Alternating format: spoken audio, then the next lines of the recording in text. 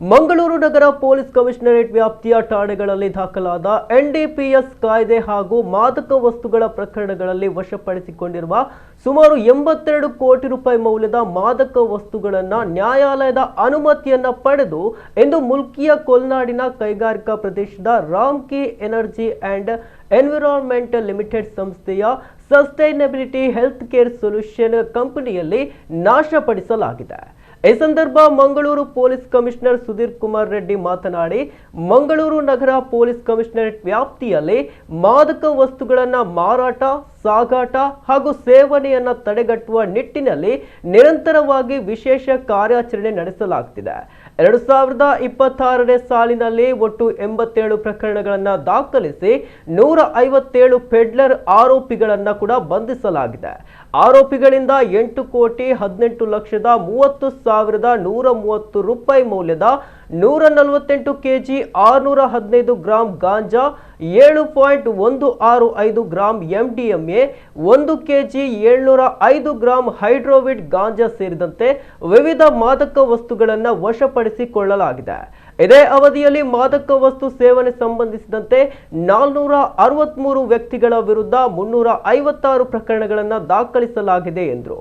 ಇಂದು 16 ಠಾಣೆಗಳ ಒಟ್ಟು 59 ಪ್ರಕರಣಗಳಲ್ಲಿ ಸ್ವಾಧೀನಪಡಿಸಿಕೊಳ್ಳಲಾಗಿದ್ದ 450 ಕೆಜಿ ಗಾಂಜಾ, 43 KG 260 gram MDMA, 80 gram charas, 880 gram ಹೈಡ್ರೋವಿಡ್ ಗಾಂಜಾ, 1 KG 200 gram ಭಾಂಗ್ ಸೇರಿದಂತೆ 82 ಕೋಟಿ ಮೌಲ್ಯದ ಮಾದಕ ವಸ್ತುಗಳನ್ನು ಸುಟ್ಟು ನಾಶಪಡಿಸಿ ವಿಲೇವಾರಿ ಮಾಡಲಾಗಿದೆ ಎಂದು ತಿಳಿಸಿದರು.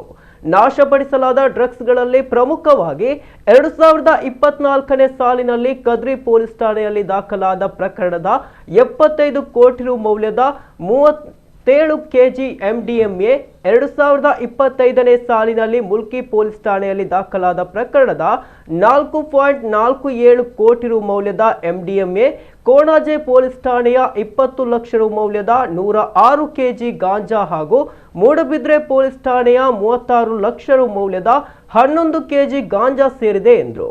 ಕಾಲೇಜುಗಳಲ್ಲಿ ಆಂಟಿ ಡ್ರಗ್ ಕಮಿಟಿಗಳನ್ನು ರಚಿಸಲಾಗಿದೆ. ನಿಯಮಿತವಾಗಿ ವಿದ್ಯಾರ್ಥಿಗಳ ಡ್ರಗ್ ಟೆಸ್ಟಿಂಗ್ ನಡೆಸಲಾಗ್ತಿದೆ.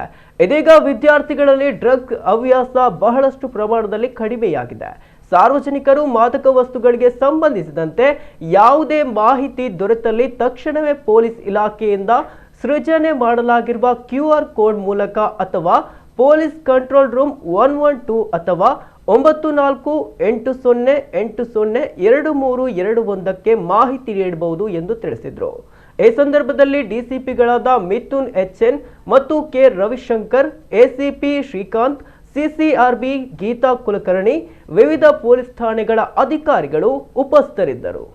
ಪ್ರತಿ ವರ್ಷ ಕೂಡ ನಾವು ಬೇರೆ ಬೇರೆ ಪ್ರಕರಣಗಳಲ್ಲಿ ಸೀಸ್ ಮಾಡಿದಂತಹ ಎಲ್ಲ NDPS ಸಬ್ಸ್ಟೆನ್ಸನ್ನು ಕೂಡ ಡಿಸ್ಟ್ರಾಯ್ ಮಾಡಬೇಕಾಗ್ತದೆ.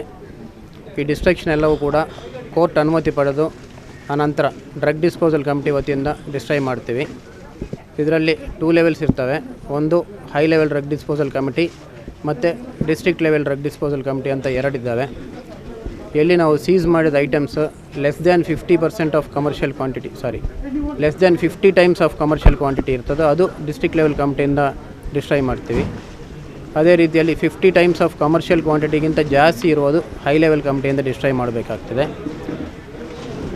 ರೀಸೆಂಟಾಗಿ ಈ ಹೈ ಲೆವೆಲ್ ಕಮಿಟಿ ಕೂಡ ಕಾನ್ಸ್ಟಿಟ್ಯೂಟ್ ಮಾಡಲಾಗಿದೆ. ಎಲ್ಲ ಕಮಿಷನ್ ರೇಟಲ್ಲಿ ಕೂಡ ಕಮಿಷನರ್ಸನ್ನು ಹೆಡ್ಡಾಗಿ ಮಾಡಿ ಹೈ ಲೆವೆಲ್ ಕಮಿಟಿ ಕಾನ್ಸ್ಟಿಟ್ಯೂಟ್ ಮಾಡಿದ್ದಾರೆ.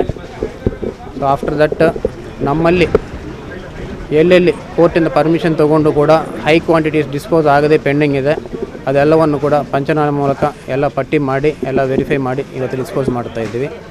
ಒಟ್ಟು ಸುಮಾರು 82 ಕೋಟಿ ವ್ಯಾಲ್ಯೂ ಇರುವಂಥ NDPS ಡ್ರಗ್ಸನ್ನು ಡಿಸ್ಪೋಸ್ ಮಾಡ್ತಾಯಿದ್ದೀವಿ. ಒಂದು 450 ಕೆಜಿ ಗಾಂಜಾ ಮತ್ತು ಒಂದು 45 ಕೆಜಿ ಆಲ್ಮೋಸ್ಟ್ 42 ಕೆಜಿ MDMA ಕೂಡ ಡಿಸ್ಟ್ರಾಯ್ ಮಾಡ್ತಾಯಿದ್ವಿ ಇವತ್ತು. ಈ ಎಫರ್ಟ್ಸಲ್ಲಿ ಭಾಗವಾಗಿ ಎಲ್ಲ ಕಾಲೇಜಿನಲ್ಲಿ ಕೂಡ ಆ್ಯಂಟಿ ಡ್ರಗ್ ಕಮಿಟೀಸ್ ಎಸ್ಟಾಬ್ಲಿಷ್ ಮಾಡಲಾಗಿದೆ.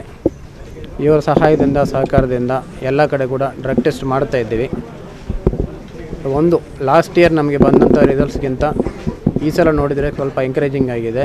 Percentage of positives in college has come down drastically, ಭಾಳ ಕಡಿಮೆ ಆಗಿದೆ. ಬಟ್ ಸ್ಟಿಲ್ ಅಲ್ಲಲ್ಲಿ ನಮಗೆ ಪಾಸಿಟಿವ್ ಬರ್ತಾಯಿದೆ. ಎಲ್ಲೆಲ್ಲಿ ಪಾಸಿಟಿವ್ ಬರ್ತದೋ ಸ್ಟೂಡೆಂಟ್ಸ್ ಕೌನ್ಸಿಲಿಂಗ್ ಮಾಡಿ ಯಾರು ಅವ್ರಿಗೆ ಸೋರ್ಸ್ ಇದ್ದಾರೆ ಅವರೆಲ್ಲರನ್ನೂ ಕೂಡ ಅರೆಸ್ಟ್ ಮಾಡಲಾಗ್ತದೆ.